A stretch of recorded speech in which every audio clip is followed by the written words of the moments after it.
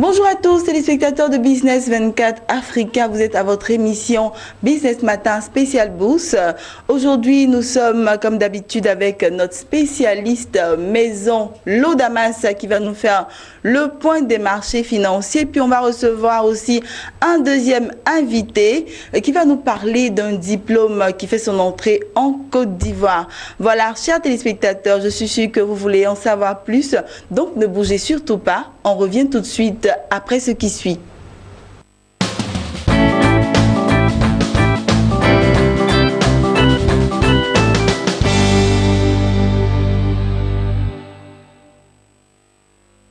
Voilà, nous sommes de retour sur ce plateau. Comme je vous le disais, Lodamas est avec nous. Il est notre spécialiste des marchés financiers. Et c'est avec lui que nous allons faire le point des marchés financiers concernant la Bourse régionale des valeurs mobilières BRVM. Bonjour Lodamas. Bonjour Marie-Josée. Merci d'être encore sur notre plateau. Je vous en prie. Voilà, on va commencer tout de suite avec les indices principaux. Bien, au niveau des indices principaux, il faut noter que le BRVM10 est passé de 251,44 à 252,75 points, soit une hausse hebdomadaire de 0,52%.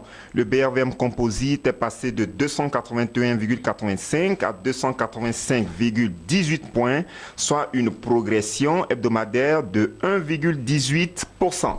Voilà, on attaque tout de suite avec les indices sectoriels.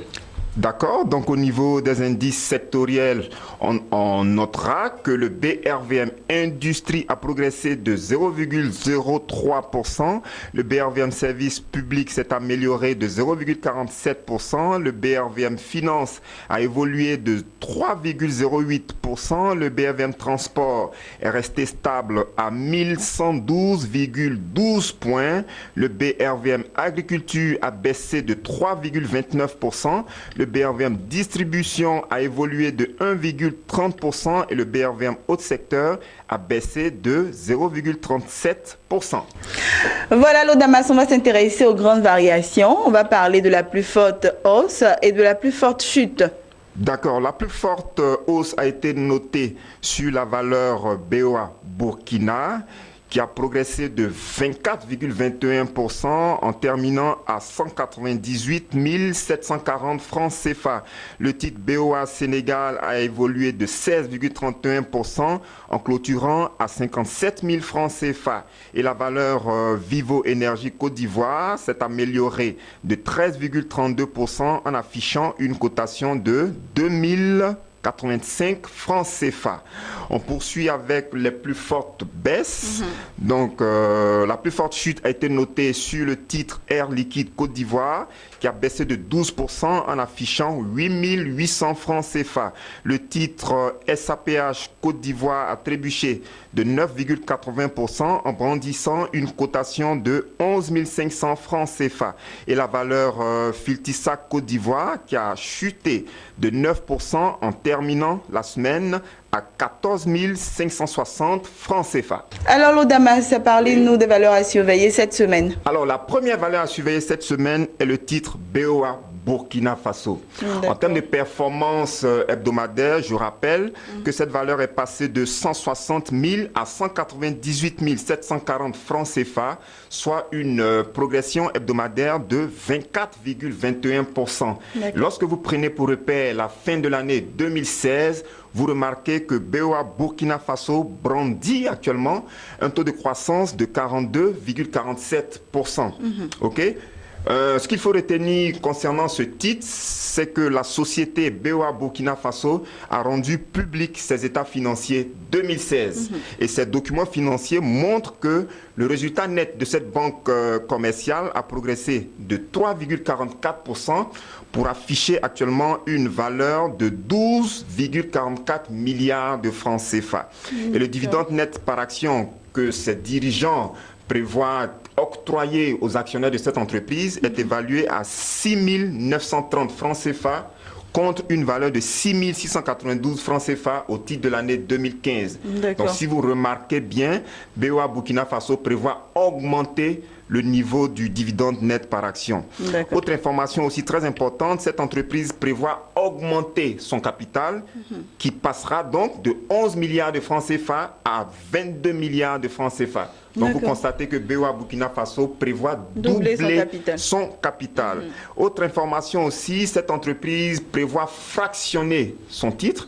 Donc très bientôt, la valeur BOA Burkina Faso sera pratiquement divisée par 10 et sera donc moins cher, encore une fois de plus, très accessible pour tous ceux qui sont, tous ceux qui investissent au niveau de la BRVM.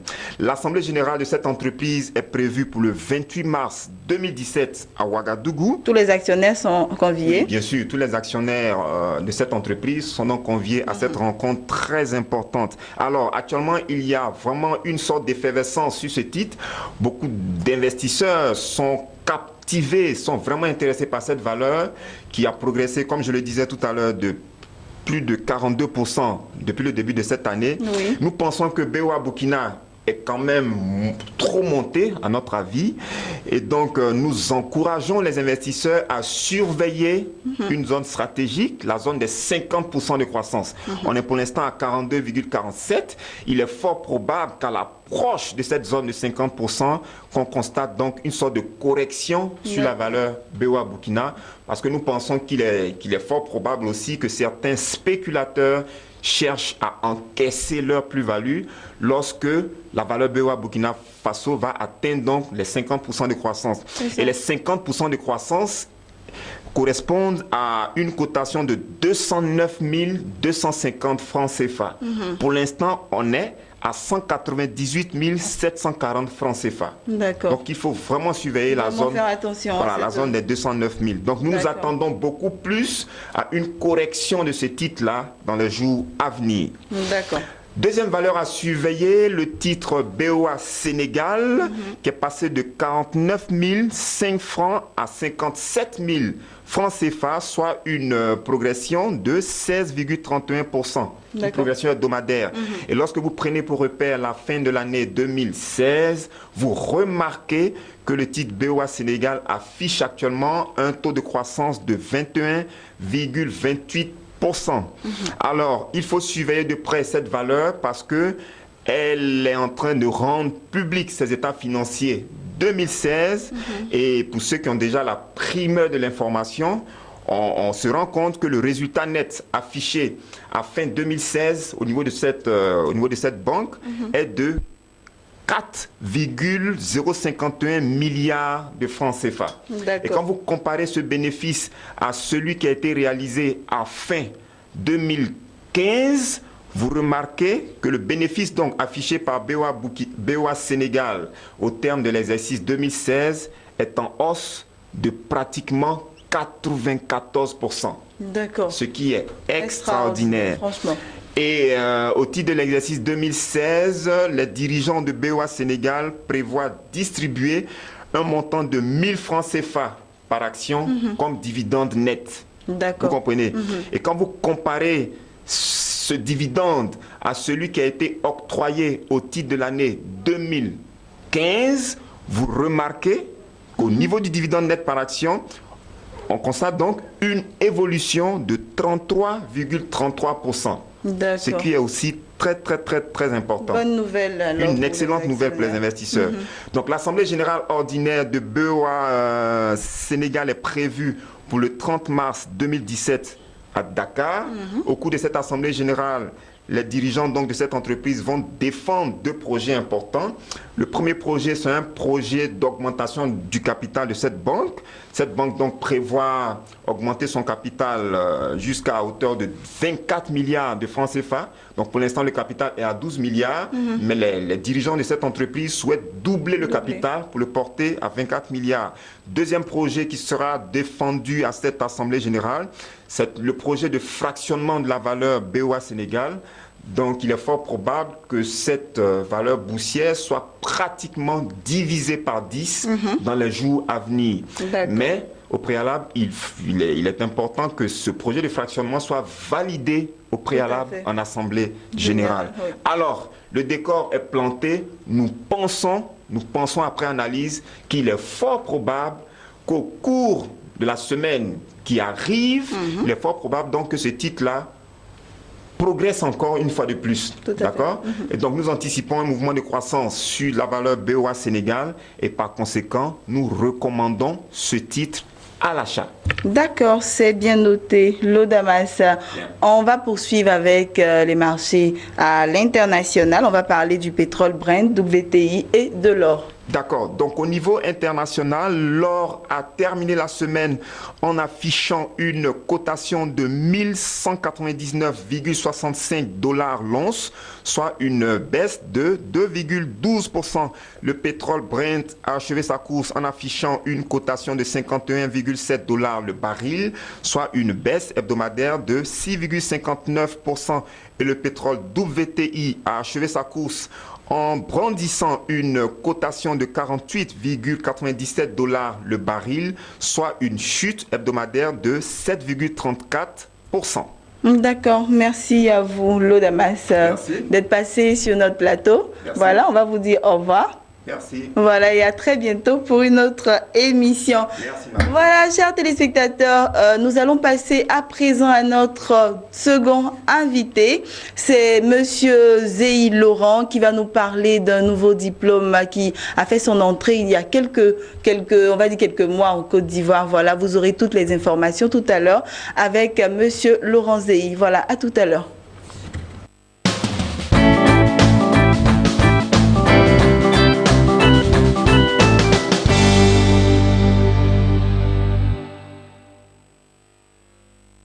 Voilà, chers téléspectateurs, nous sommes de retour sur ce plateau et juste après le point des marchés financiers, nous recevons un autre invité qui va nous parler d'un nouveau diplôme réservé aux cadres en activité qui a fait son entrée en Côte d'Ivoire depuis quelques temps. Il s'agit de l'Executive Doctorate in Business Administration.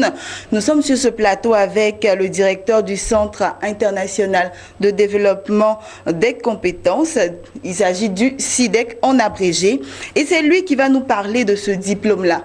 Alors, bonjour, Monsieur Laurent Zeyi. Bonjour. Merci d'être sur notre plateau. Merci. Voilà, vous êtes le directeur du Centre international de développement de compétences CIDEC en abrégé. Et vous êtes sur ce plateau, comme je le disais tantôt, pour nous parler d'un diplôme. Il s'agit de quoi exactement? Alors, il s'agit de l'exécutif DBA.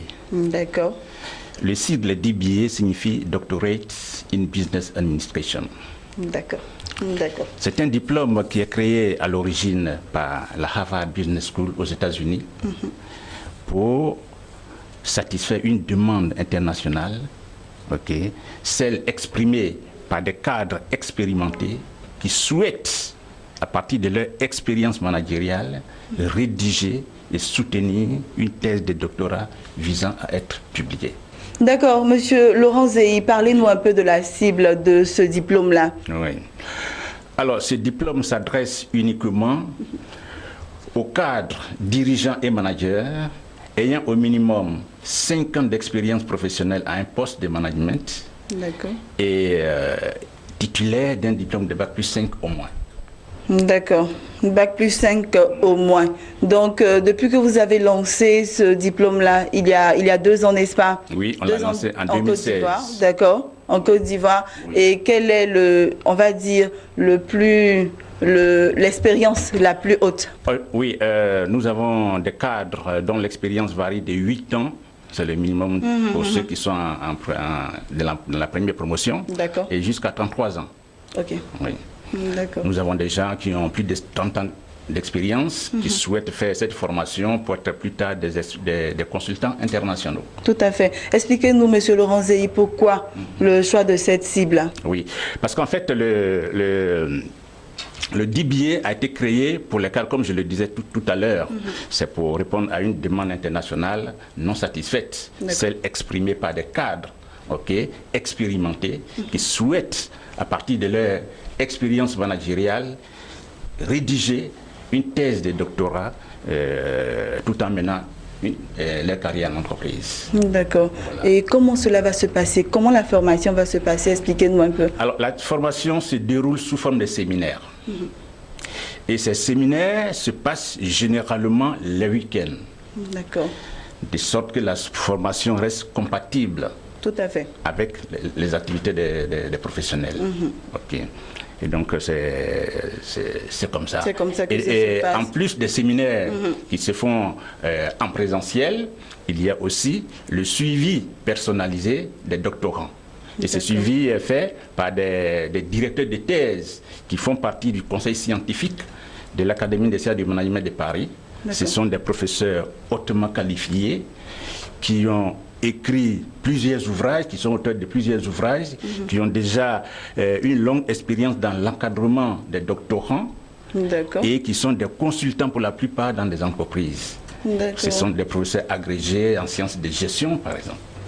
J'ai lu un peu les documents vous concernant et j'ai vu que les professeurs seront de Paris, viendront de Paris pour enseigner les étudiants, ou ce sera des professeurs de la Côte d'Ivoire?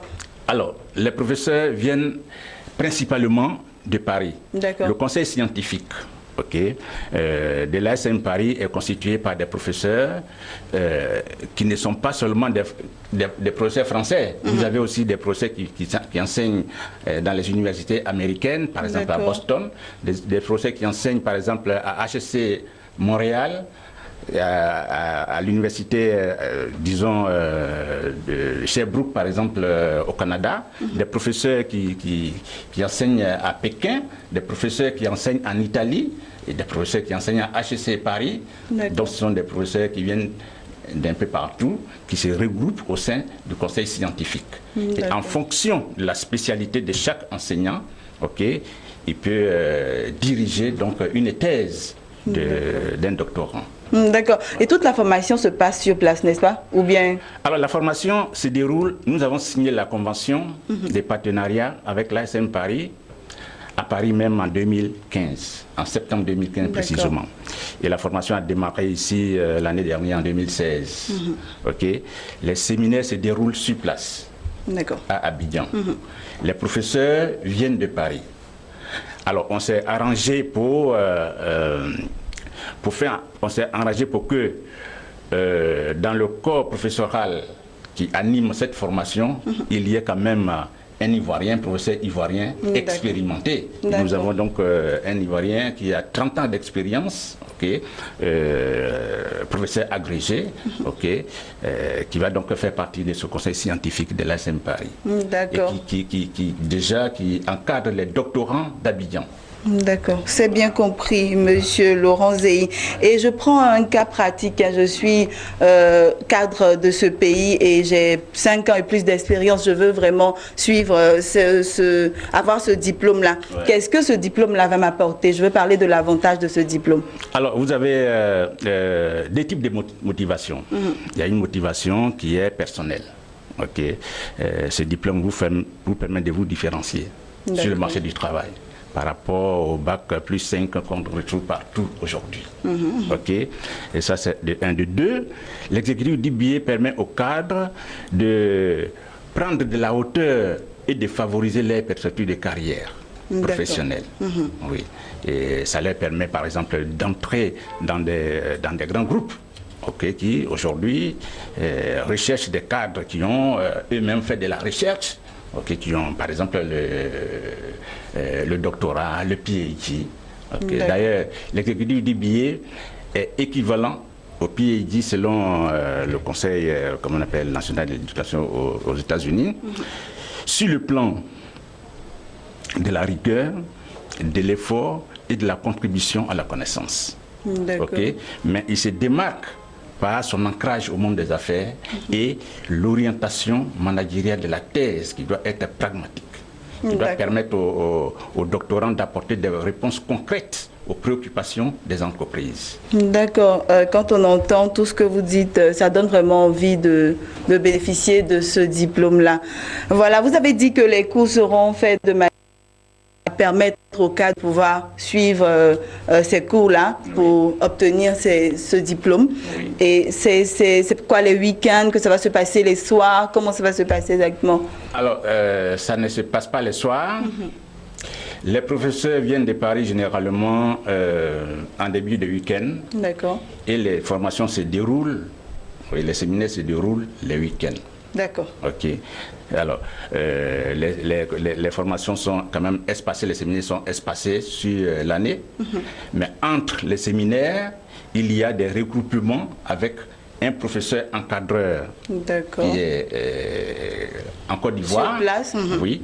Et donc ça, c'est, disons, un suivi qui se fait en groupe. Et chaque doctorant aussi a un directeur de thèse qui est à Paris et qui le suit en ligne. D'accord. Voilà. D'accord. À la fin de la formation, le doctorant, lorsqu'il finit de rédiger sa thèse et qu'il a l'accord de son directeur de thèse, il se rend à Paris pour soutenir devant un jury constitué par l'Académie des sciences du management de Paris. D'accord, c'est bien compris. On voit que la formation et le suivi est très d'accord. Ok, c'est bien compris. Ce qu'il faut préciser, c'est que Dites-nous. Alors, l'effectif maximum par promotion, c'est 15 personnes. Pas plus. Pas plus. D'accord. Pas 15 personnes. 15 personnes. D'accord, Pour la rigueur, pour le suivi, pour la qualité de la formation. Tout à fait. 15 personnes. Okay. Chaque année, donc, c'est 15 personnes.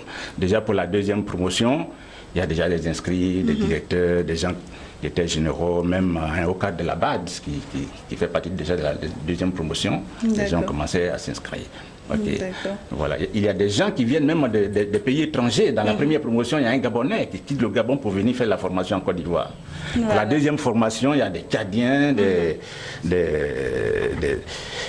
Burkinabés, des Maliens aussi qui m'ont contacté, qui se manifestent, qui vont donc s'inscrire pour la deuxième promotion.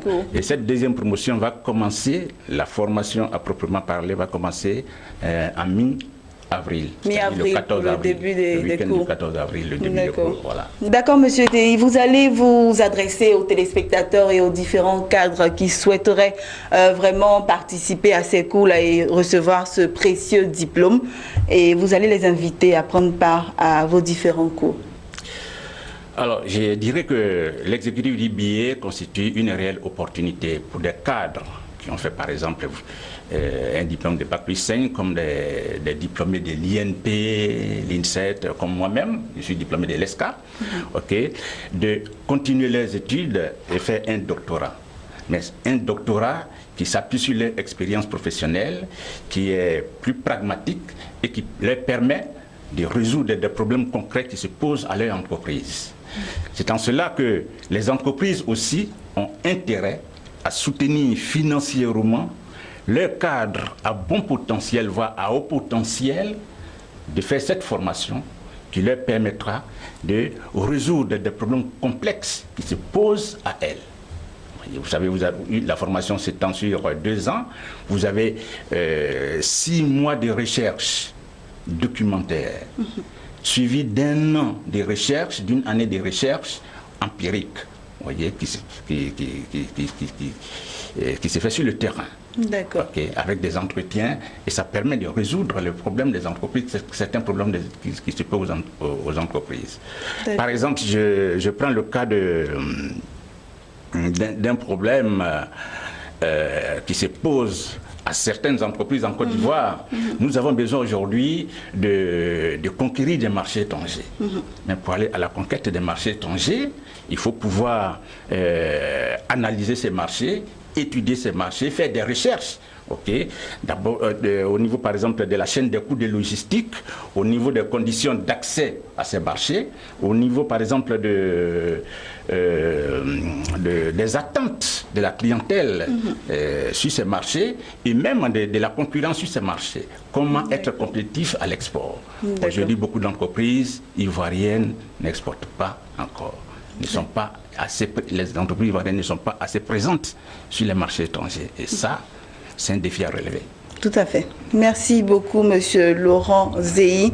Monsieur Laurent Zéhi, je vous le rappelle, est le directeur du Centre international de développement de compétences, en abrégé CIDEC. Voilà, il était sur ce plateau pour nous parler de l'exécutive Doctorate in Business Administration. Merci d'être passé sur notre plateau. Et je vous dis à très bientôt pour une autre émission, pourquoi pas. Merci. Voilà. Chers téléspectateurs, c'est ici que nous refermons cette émission. Voilà, Business Matin, spécial bourse. Nous recevons, comme je vous le disais, M. Laurent Zéhi qui nous a parlé de ce diplôme-là. Je vous donne rendez-vous une prochaine fois pour une autre émission de Business Matin, spécial bourse.